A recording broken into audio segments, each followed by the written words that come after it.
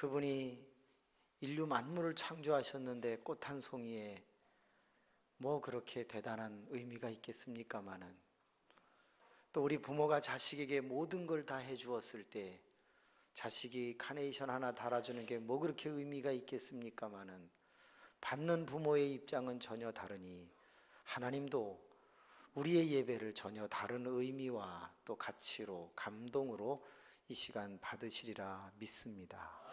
예배하는 여러분들에게 만복이 깃들기를 주님의 이름으로 축복합니다. 어버이날 주일 예배를 3대 예배라는 명칭으로 한번 바꿔보았습니다. 여러분, 성경은 유난히 3대에 대한 표현을 많이 하는데, 우리가 익히 하는 표현 중에 아브라함의 하나님, 이삭의 하나님, 야곱의 하나님, 그리고 요셉의 하나님 이러진 않습니다. 3대 이야기를 많이 해요. 그래서 가운데 있는 사람은 항상 지난주에 말씀드린 것처럼 샌드위치 워십을 사는 거죠. 위로는 아버지가 계시고 아래로는 자식이 있어요. 그런데 3대 신앙만 계속 유지하면 기독교는 영원토록 영존합니다.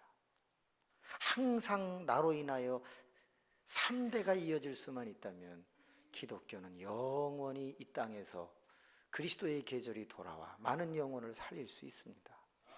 그런데 우리의 신앙생활이 이대에 끝나고 당대에 끝나는 일이 너무 많아서 가슴이 아픈 것이지요.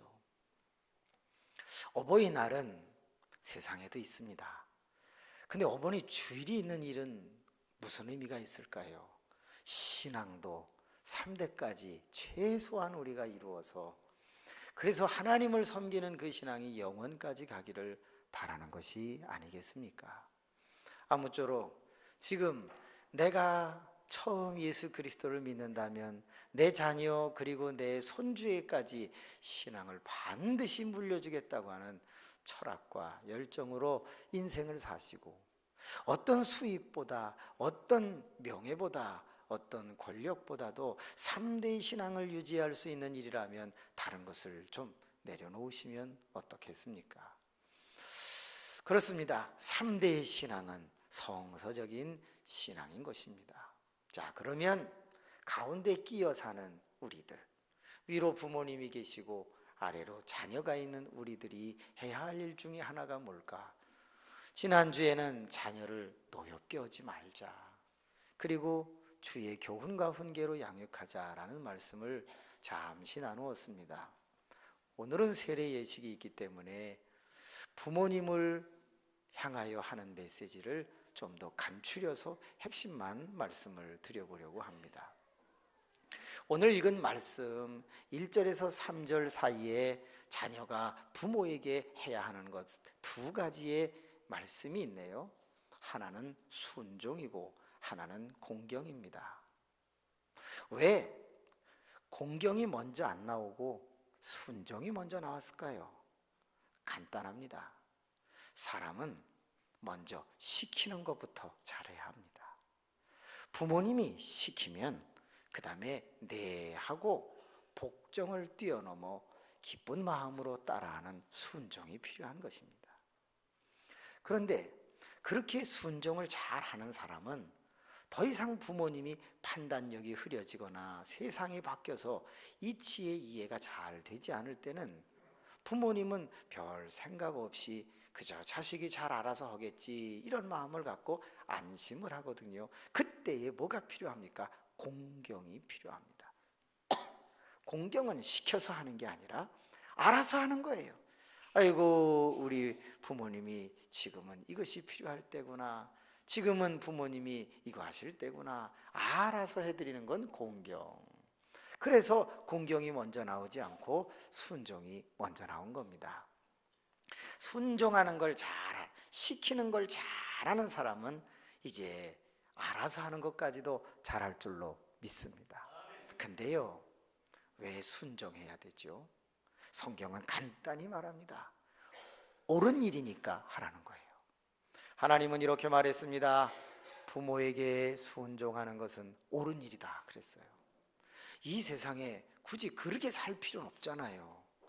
이 세상에 사는 모든 사람이 굳이 악하게 살 필요는 없잖아요. 이익이 되기 때문에, 좀 더 내게 혜택이 오기 때문에 그렇게 살지는 모르겠어요. 그러나 옳은 일이 아니라면 우리는 자식에게 말하잖아요. 바르게 살으라고. 그러니까 우리도 하나님이 옳다고 한 거는 사람에게 당연히 옳은 거니까, 이유 여하를 막론하고 옳은 일이니까 우리는 부모님에게 순종해야 될 줄로 믿습니다. 그런데 부모님이 악을 조장하고 죄를 짓게 만드는 그런 일을 말씀하셨다. 그러면 이거 내가 순종해야 되냐 말아야 되냐는 고민이 생기죠. 성경은 간단해요. 주 안에서 순종하라고 그랬으니까 두 가지만 생각하면 돼요.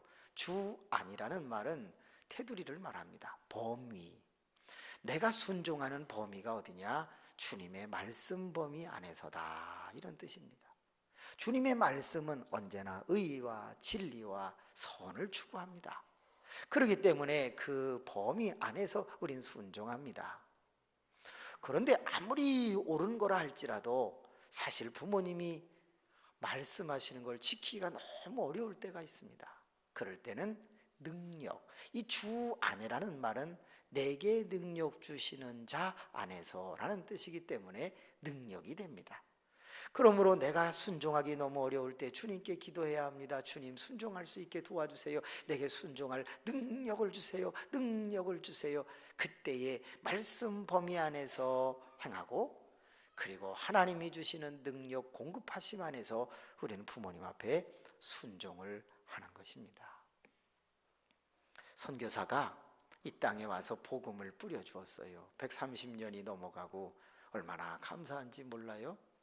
근데 선교사가 와서 이 땅에서 제일 복음이 잘 먹힌 게 있는데, 그게 효도하라는 복음은 잘 먹혔대요.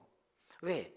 이미 유교가 우리나라에 만연하고 있었고, 그렇기 때문에 이 효도하라는 말은 아주 사람들이 아이고 기독교도 참 좋네 이렇게 받아들이게 됐는데, 이 제사 문제 때문에, 요것 때문에 이제 문제가 돼서 좀 어려웠어요. 그러나 살아있는 부모에게 효도하라, 이 말은 너무 잘 먹히는. 근데 첫 번째가 뭐냐? 부모에게 순종하라. 이 순종을 어떻게 가르칠까 하다가 선교사가 순종이란 이런 것이다 라는 걸 가르쳐주기 위해서 무를 마당에다가 많이 갖다 놓고, 여러분 지금 바깥에 무가 있는데 밭에 가서 무를 한번 심어 보시오. 그런데 부탁합니다. 거꾸로 심으시오. 그렇게 얘기를 했어요. 선교사가 무를 거꾸로 심으라고 하니까 교인들이 다 웃었어요. 아유, 우리 선교사님이 좋은 얘기는 하는데 조금 농사에 대해서 잘 모르시는구만. 그리고 이제 모두가 나가서 전부 무를 바로 심어놨어요. 그리고 난 다음에 이제 선교사가 가서 보니까 딱 한 사람만, 채 씨라는 사람 한 사람만 거꾸로 심어놨어요. 그래서 왜 당신은 거꾸로 심었느냐라고 물었더니, 선교사님이 다 뜻이 있고 이유가 있어서 거꾸로 심으라고 했으니까 나는 거꾸로 심었다, 그렇게 얘기를 했고, 다른 사람들은 왜 바로 심었느냐 그랬더니, 선교사님이 농사를 모르고 하나님 말씀만 아니까 아마도 심으라는데 잘못 알아가지고 거꾸로 심으라고 그랬나 보다. 그래서 자기들이 생각해서 의역해서 바로 심어놨다는 거예요. 여러분, 순종이라는 건 뭐죠?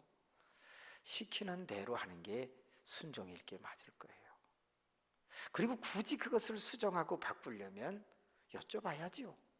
내가 고쳐서 할까요? 라고 여쭤봐야죠. 그럼 두 번째 순종의 말씀을 하시겠죠. 아니, 그대로 해라. 그러면 하면 되는 거잖아요. 물론 너무 잘하려고 하는지는 모르겠지만, 너무 잘하려고 하는 게 아니라 너무 똑똑한 척 하려다가 실수하는 경우가 있다, 그 말이에요. 부모님이 어련히 알아서 말씀을 하실까요? 그러므로 우리들은 부모님에게 순종하는 것을 배우는 것 귀한 것이에요. 목사님은 부모님이 계십니까? 저 없습니다. 국민학교 2학년 때 돌아가셨어요. 아버님은 돌아가시고 어머님은 9년 전에 돌아가셨습니다. 저 부모님 안 계시거든요. 그래서 저는 이제 순종할 필요가 없어요. 저는 이제 막 살아도 돼요. 할렐루야. 그저 닥치는 대로 제가 주인이고 제가 이제 마음대로 할 수 있는 거예요. 여기 부모님이 살아계신 분은요, 아직도 고로운 거예요, 인생이. 예. 그래요? 아니죠? 예. 왜? 여러분, 다른 사람의 부모가 있다면 그 부모는 광의의 의미에서 나의 부모나 다름이 없어요. 특별히 신앙인 안에는 더 그래요. 그렇기 때문에 여기에 다 부모님이 계세요. 우리 이명중 장로님은 저의 아버님이세요. 아니, 그 진짜 아버님이 아니고 가짜 아버님이라 그 말이에요. 여기 계신 연세 드신 90세 넘으시는 분들은 다 저희 어머님이세요. 어머님이 지금 살아계시다면 96세 되셨을 거예요. 그렇습니다. 다 다른 이의 부모님도 광의의 넓은 의미에서는 우리의 부모님이니, 혹 어떤 분이 젊은이 이걸 좀 해주게, 그러면 우리는 순종해야 할 줄로 믿습니다. 예, 컵을 주면서 이거 갖다가 식탁에다 놔. 그러면 저 바빠요. 그 싸가지 없는 놈이에요. 반드시 갖다 놓고 그리고 가야 되는 거예요. 여러분, 순종은 시키는 대로 하되 억지로 하는 게 아니라 자원하는 마음으로 할 때 우리는 부드러운 순할 순자를 써서 순하게 따른다라는 순종을 말한단 말이죠. 그런데 여러분, 우리가 왜 순종해야 돼요? 우리가 순종해야 할 이유가 뭐냐고요? 순종해야 할 이유는 간단해요. 그분이 우리보다 먼저 나셨기 때문에 순종하는 거예요. 먼저 난 사람을 보통 스승이라고 그래요. 선생이라고 그래요. 랍비라고 그래요. 현자라고 그래요. 원로라고 말해요. 노인이라고 말해요. 먼저 나신 분은 그래도 우리의 인생의 앞길을 걸어가신 분이기 때문에 그분들이 하는 말을 존중해 드리는 것이, 그것이 옳은 거예요. 그분들이 우리 보고 죄지라고 하겠어요? 우리 보고 뭐 악을 행하라고 그러겠어요? 그러지 않으실 거예요. 그러므로 먼저 나신 분을 존중하는 건 질서지. 질서가 지켜지면 나라가 사는 것이죠. 더 나아가서 우리가 왜 순종을 해야 되지요? 어떤 부모가 말을 명령할 때, 부탁할 때 동기에 불순함을 가지고 하는 분이 어디 있겠냐고요.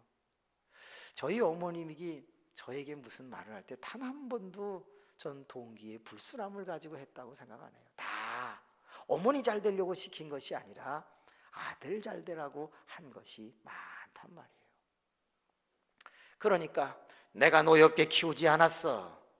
내가 주의 교훈과 훈계로 잘 양육했어. 그렇게 해서 큰 모범된 자식에게 내가 악한 동기를 가지고 뭘 시킬 리가 없잖아요.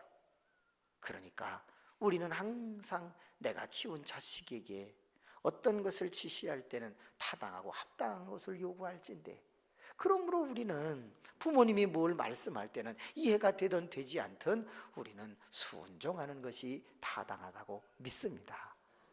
이 자리에 계신 모든 분들은 이미 부모님이 안 계신 분들도 많으실 거예요.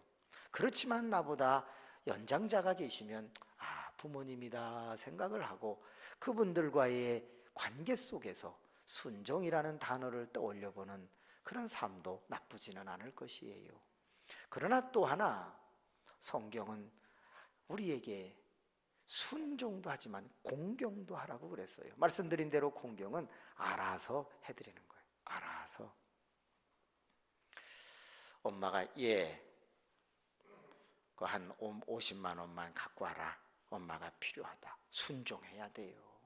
구워다가도 드려야 돼요.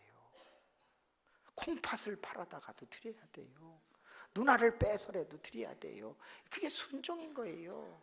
거꾸로 심으려면 거꾸로 심어야 돼요. 부모님의 말씀이에요. 이건 어머님이 많이 필요하다는 뜻이구나. 그래서 힘을 다해서 30만 원 갖다, 그 나쁜 놈이에요. 순종은 50달러면 50 드리는 거예요. 왜 지가 머리를 굴려가지고 내 형편을 아시는데 어머님이 많이 달랬다고 아들이 DC할 거니까 미리 많이 얹어서 불렀을 거야, 이런 잔머리를 왜 굴리냐고요. 부모님은 그렇게 안 해요. 100만 원 타기 위해서 150만 원 가져오라고 하는 그런 부모는 나쁜 부모죠. 그런 부모는 없어요. 하나라도 더 싸주고 싶어 하지. 그렇기 때문에 50만 원이 필요하다 그러면 어머니 그래가지고 무슨 수를 쓰든지 한 달 금식을 해서라도 50만 원을 갖다 드리면 그게 순종이에요. 그런데 어머 치매 걸리셨어, 조금 정신이 오락가락하셔, 자꾸 깜빡깜빡하셔, 예전 같지가 않아. 그래서 아무 말도 안 하고 텔레비만 이렇게 보고 계시다. 주여 주여 그러다가 하루 종일 가는 수도 있어요. 그러면 종일 가게 해드리면 되나? 시계를 딱 보고 아이고 알아서 공경해야 되니까 점심때가 되면 아버님 어머님 점심 드셔야죠. 벌써 먹을 때가 됐나? 아유 그러면요 한참 지나셨어요. 어이 드세요. 그러고서 맛있게 옆에서 이렇게 콩나물도 얹어드리고 두부도 얹어드리고 김치도 얹어드리고 프라이도 얹어드리고 그 뭐지 무말랭이도 얹어드리고 말이지. 이게 다 해드리는 거예요.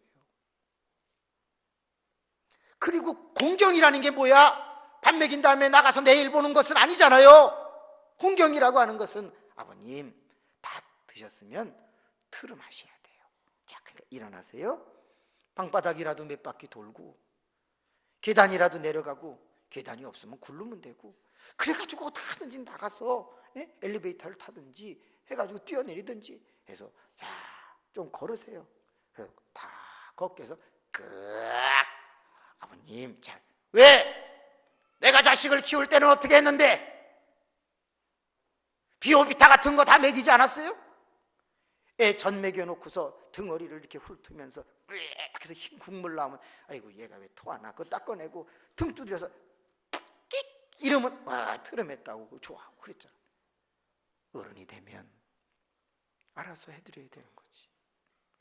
만약에 정말 우리 어르신이 뭘 어떻게 해야 될지 모르고 있을 때, 그럴 때 아버님 어머님 나가서 그 사람 만나고 그럴 때는 차도 사고 그 다방 그 봉사하는 그 아르바이트 하는 아이들한테 아이고 내 손주 같구나, 너 커피값이 얼마냐?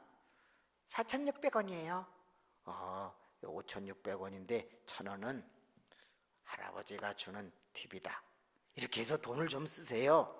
깎으려고만 하지 마시고, 아셨죠? 그래갖고 이렇게 10만 원씩 다 20만 원씩 이렇게 알아서 드려야 된다 이 말이에요. 할렐루야. 그럴 어른이 없으시다면 우리는 슬픈 거죠. 내가 그렇게 10년, 20년, 30년을 보여주었다면 내 자식은 그렇게 하지 않겠습니까? 그렇죠. 공경이라고 하는 것은 알아서 해드리는 것이다 라고 하는 거예요. 한 목사님이 계셨어요. 양 목사님인데 조남을 한번 볼게요. 양재영 목사님이라는 분이 계셨어요. 근데 이분은 가는 곳마다 잘못을 지적하고 고쳐주는 목회를 했어요. 그러니까 교인들이 다 단점이 있으니까 어디를 가든지 이렇게 보고 똑바로 하세요. 신발 꺾어 신지 마세요. 머리에 훅가시 너무 넣지 말아요. 귀걸이 2개씩 하지 마요. 매사에 그냥 자꾸 지적을 하는 거예요. 그러니까 교인들이 부담이 되니까 힘을 모아서 목사님을 쫓아냈어요. 할렐루야. 그래서 이분은 어느 교회를 가든지 2년을 넘지 못하고 쫓겨나고 그래서 무려 15교회를 다녔어요. 할렐루야. 그 이분이 계속 가는데 드디어 16번째 교회를 갔는데 거기서 안 쫓겨났어요. 놀렐루야. 거기서 왜 안 쫓겨났냐? 거기에는 오래되신 권사님 한 분이 있는데 이분은 더 세요. 얼마나 지적질을 잘하고 그러는지 목사님을 딱 보는 순간 지적질할 게 100가지도 더 보이는 거예요. 그래서 이제 두 분이 맞붙었어요. 목사님은 단에서, 권사님은 아랫구녕에서 계속 막 둘이 이제 해야 되는 거예요. 한 해가 갑니다. 두 해가 갑니다. 그런데 목사님은 성경을 보고 어떻게 하면 더 잘 지적을 할까 연구를 하고, 권사님은 성경 보고 또 기도를 많이 해서 주여 성령이여 지적할 걸 가르쳐 주옵소서 막 그래가면서 서로 준비를 해가지고 주일날 만나면 뭐 너무 은혜스러워 막 서로 똑바로 하라고 막 그러면서 이제 가니까. 근데 그러던 어느 날 갑자기 권사님이 목사님이 지적을 하면 네 목사님 그러면서 완전히 변해버렸어. 그냥 목사님이 시키는 대로 아멘 아멘 하고 절대 순종을 하고 하라는 대로 다 바꾸고 막 그랬어. 그래갖고 이 목사님이 드디어 16번째 교회에서 안 쫓겨났어. 할렐루야. 안 쫓겨났어. 그러니까 교인들이 소문이 난 거예요. 아니 저 권사가 분명히 저 목사한테 반했다. 뭔가에 걸려 들어가지고 지금 저러는 거지 저럴 사람이 아니다. 지금 지적질한 것만 46년인데 갑자기 저렇게 나이 들어서 90이 다 돼가서 변할 일이 있냐. 이건 분명히 뭔가 목사님한테 홀랑 반하고 빠진 뭔가가 있다. 그래가지고 막 수근수근했어. 그 목사님도 내가 이제 쫓겨날 때가 됐는데 왜 아직 안 쫓겨나나. 그 지적질하는 사람이 목사님을 쫓아내려고 그러면 그 쫓아내려고 말했던 집사님은 더 작살나는 거예요. 이 권사님은 워낙 세니 권사님은 쫓겨나는 일이 없습니다. 목사는 쫓겨나는 일이 있어도. 할렐루야. 그래가지고 절대 안 쫓겨납니다. 권사님이 막 계속 목사님을 건들면 막 지적질을 해대고 그냥 야단을 치고 뭐 그러는 거예요. 그런데 아무래도 이상하다. 내가 저 권사님 덕택에 안 쫓겨난다. 그래가지고 불렀어요. 아니 어떻게 그렇게 이제는 알아서 순종도 하고 공경도 하고 그렇게 나를 잘 맞춰주시오? 목사님 막 떨면서 그걸 물어봤어. 그랬더니 연세 지긋하신 그 권사님이 목사님 말씀은 제가 목사님보다 잘 모르지만 저 참 나름대로 기도 많이 하는 권사인데 제가 기도를 하면 할수록 목사님에 대한 어떻게 하면 더 바른 종이 되게 할까 그런 기도를 많이 했습니다. 그런데 그러던 어느 날 하나님의 음성이 내게 들려왔습니다. 얘야 저 종은 내가 사랑하는 아들이다. 그렇게 음성이 들려왔다는 거예요. 뭘 말하는 거지요? 다른 종들과는 다르게 저 종은 그래도 오냐 잘한다 모든 사람을 덮어주고 안아주고 감싸주고 기분 좋은 얘기만 해주는 자가 아니라 내 마음의 뜻을 모든 사람들이 변하게 되기를 바라는 그 마음을 그렇게 전하려고 애를 쓴 내가 사랑하는 종이야. 그 말을 듣는 순간 어이구 참 종이네. 여러분 기름도 무슨 기름이 좋아요? 참 기름이 좋아요. 근데 시장에 갔더니 참기름 중에도 가짜 기름이 있나 봐. 그래서 그 앞에다 한 글자를 더 붙여갖고 참기름입니다 이렇게 해놨어. 근데 그게 중국산이야. 그러니까 그 옆에 가니까 참기름이다 이렇게 나왔어. 이제는 참 그리스도인도 안 돼. 참 그리스도인 막 이렇게 나가야 될 판이야. 근데 이는 참 종이다. 오늘날 많은 교회들이 성도가 듣기 좋아하는 소리를 해야 되지 않나요? 성도가 듣기 좋아하는 소리 중에 하나가 뭐냐면 잘 되라고 하는 얘기 아닌가요?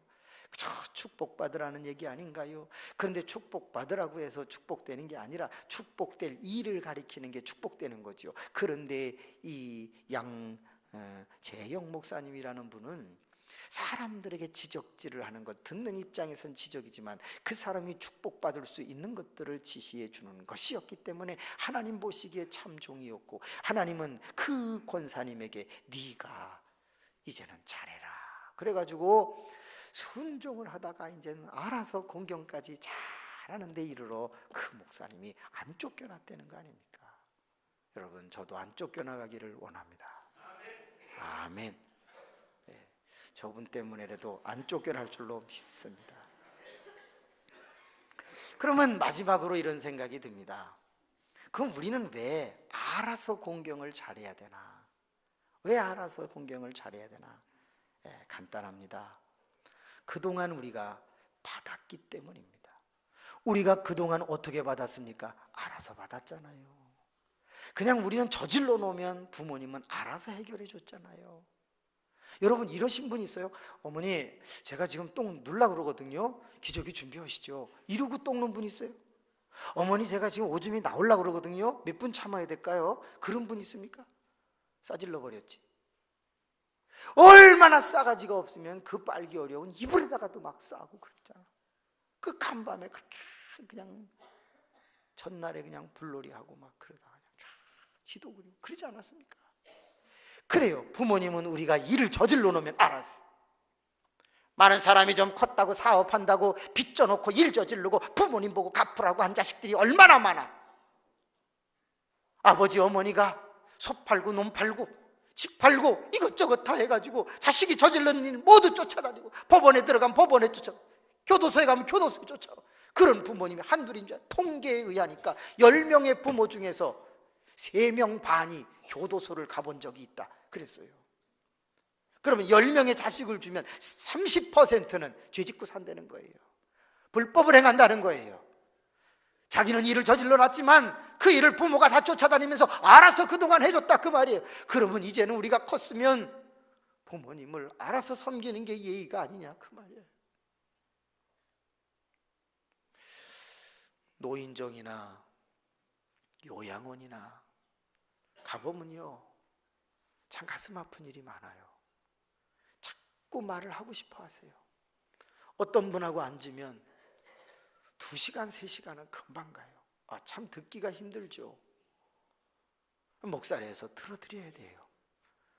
근데 듣다가 보면 참 이상해요. 분명히 부모님이 자식이 자기를 거기다가 갖다 놨다고 얘기를 시작해요. 그러면서 나쁜 것처럼 이야기를 하다가 마무리는 다 자기 자식이 최고라는 거야. 제가 볼 때는 아닌 것 같아. 근데 왜 부모는 끝까지 나쁜 말을 못하는 거죠? 왜 끝까지 못하는 거예요? 내가 알아서 챙겨서 키운 놈이기 때문에 버릴 수가 없는 거예요. 그러면 우리도 이제는 연세 드신 분들 부모님을 향하여 알아서 챙겨드리고 그분이 아무리 실수를 하고 아무리 잘못을 저질러도 치매에 걸려도 어쩔 수 없어. 우리는 알아서 챙겨드리는 게 그게 바른 길이거든요. 알아서 해드려야 돼요. 또 왜 우리는 공경해야 하나? 왜 알아서 해드려야 되나? 약해지셨거든요. 펄펄 뛰시던 때는 우리 키우시느라고 애를 쓰셨습니다.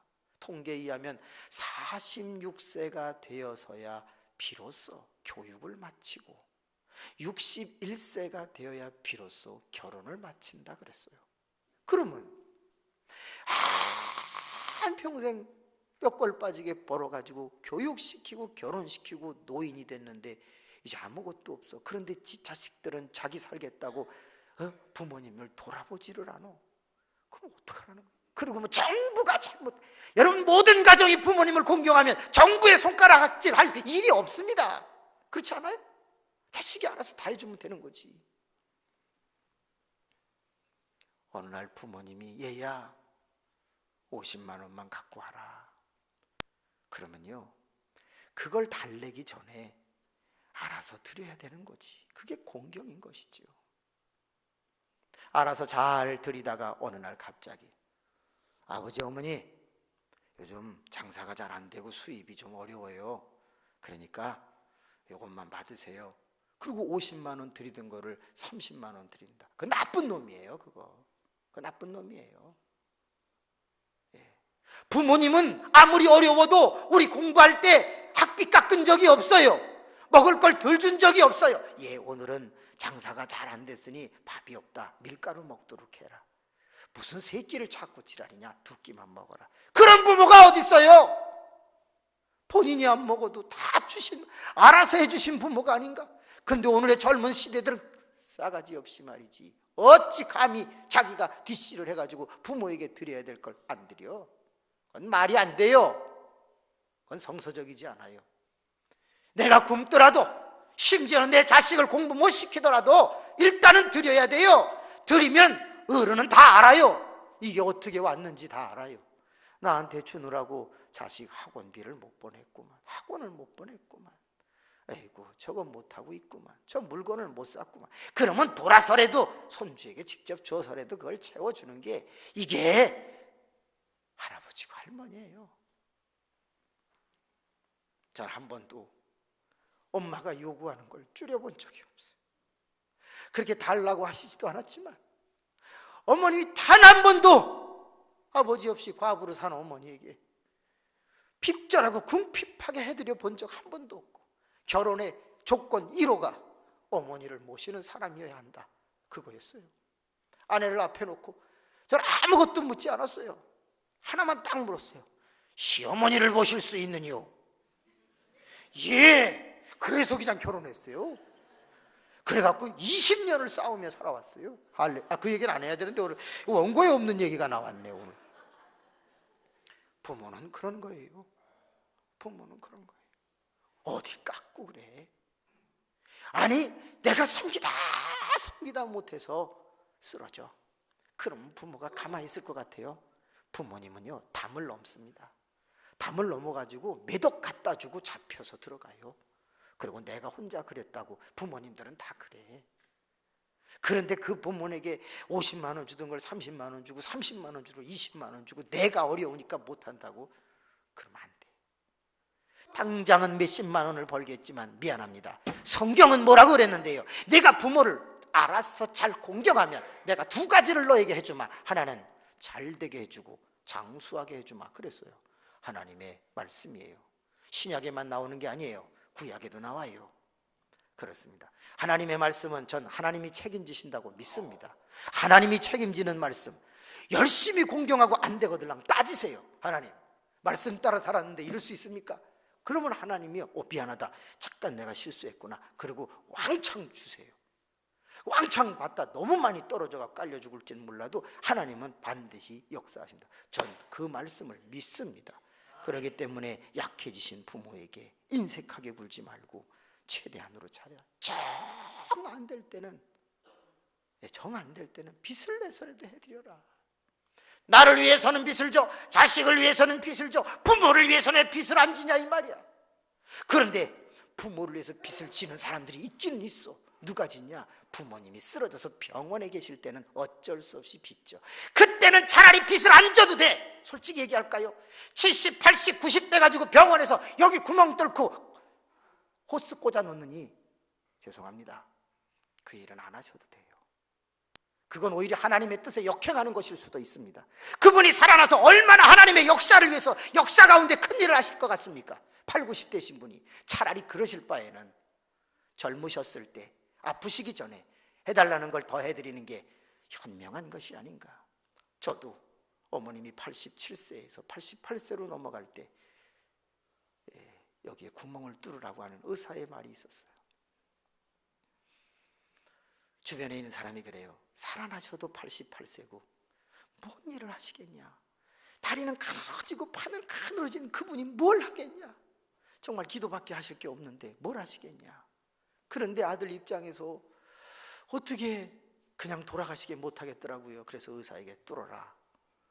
그때 구멍을 딱 뚫어가지고 여기다가 호스 놓고서 거기로 뭘 드시는지 숨을 쉬시는지, 어머니 저 왔어요. 우린 다 듣는다고 생각하지만 진짜 들으실까? 무의식 아닐까? 그런 나날을 보냈어요. 그러던 어느 날이었어요.